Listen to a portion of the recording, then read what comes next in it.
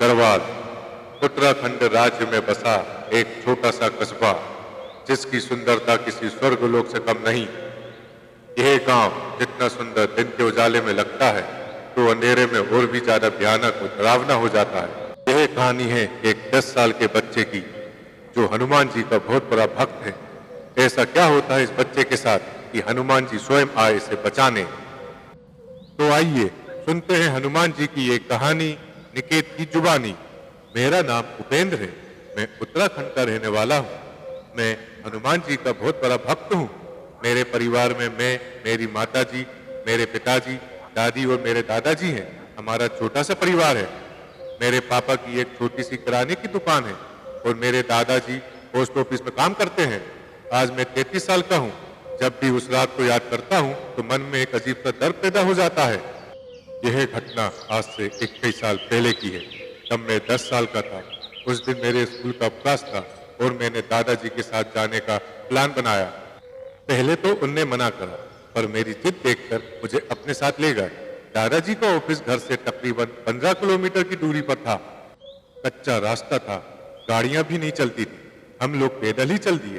कभी पहाड़ों के ऊपर से रास्ता जाता तो कभी घने जंगलों के बीच से। जैसे तैसे हम पोस्ट ऑफिस पहुंचे। दादाजी को काम करते करते शाम हो गई। सूरज पूरा डूब चुका था। अंधेरा भी अपना साम्राज्य जमा चुका था। अब हम घर के लिए निकले। हमारे पास उजाले के लिए सिर्फ एक लालटेन था। हम धीरे धीरे चलते गए। चलते चलते हमें कुछ समय ही हुआ होगा, हम एक घने जंगल में पहुंचे। जैसे हम थोड़े आगे बढ़े, जोर जोर से किसी की हंसने की आवाज आने लगी। हम जैसे आगे बढ़ते गए, हंसने की आवाज और तेज तेज आने लगी। अब कम से कम 5 लोगों की हंसने की आवाज आने लगी। जब हमने अपनी दाईं ओर देखा तो मानो जैसे हम जम गए हों। 10 से 15 फुट ऊंचे विशालकाय प्रेत हम लोग के सामने खड़े थे। उनमें से एक प्रेत, जो प्रेतों का सरदार था, उसने कहा, आहा, बड़े सालों बाद किसी इंसानी बच्चे की मांस की खुशबू आ रही है। उसे पकड़ो, आज उसी से रात्रि भोज होगा। मैं डर के मारे रोने लगा। दादाजी ने मुझे गोद में उठाया और जैसे ही हम जाने के लिए पीछे मुड़े तो क्या देखते हैं, एक विशालकाय प्रेत हमारे सामने खड़ा है। उसने जैसे ही हमें पकड़ने के लिए अपना हाथ आगे बढ़ाया, उसे एक जोर सा झटका लगा और वह 2 फुट दूर जाकर गिरा। हमें कुछ समझ में नहीं आया कि यह कैसे हो गया। फिर दादाजी ने मुझे नीचे रखा। हम लोग आगे बढ़े ही थे तो फिर से एक बार वह प्रेत हमारे सामने खड़ा हो गया। उसने जैसे ही एक बार और अपना हाथ आगे बढ़ाया और मुझे छूते ही वह जोर जोर से चिल्लाने लगा और देखते ही देखते चलने लगा। जब दादाजी ने मेरी तरफ देखा तो मेरी गर्दन पर श्री संकट मोचन महाबली हनुमान जी का लॉकेट था। दादाजी ने बोला, बेटा, अब डरने की जरूरत नहीं है, क्योंकि स्वयं हनुमान जी अपने साथ हैं।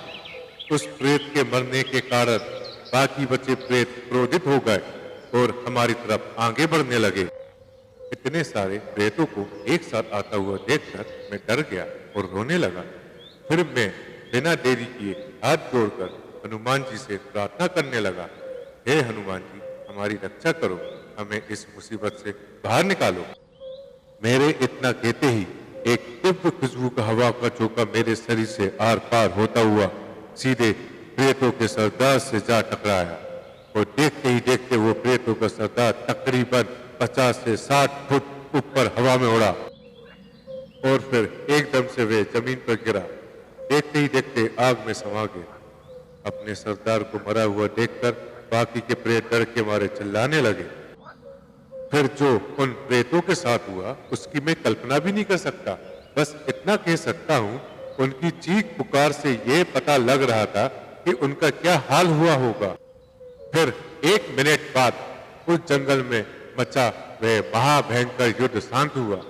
मैंने हनुमान जी को धन्यवाद दिया और अपने घर की ओर निकल पड़े।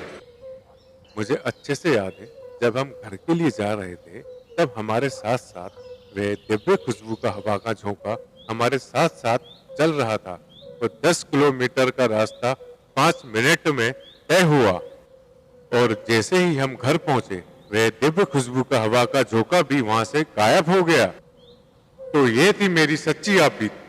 मैं हनुमान भक्तों से ये कहना चाहूंगा, अगर आपको कभी भी डर लगे तो बस हनुमान जी को याद करो, क्योंकि वे अपने भक्तों की रक्षा के लिए दौड़े चले आते हैं।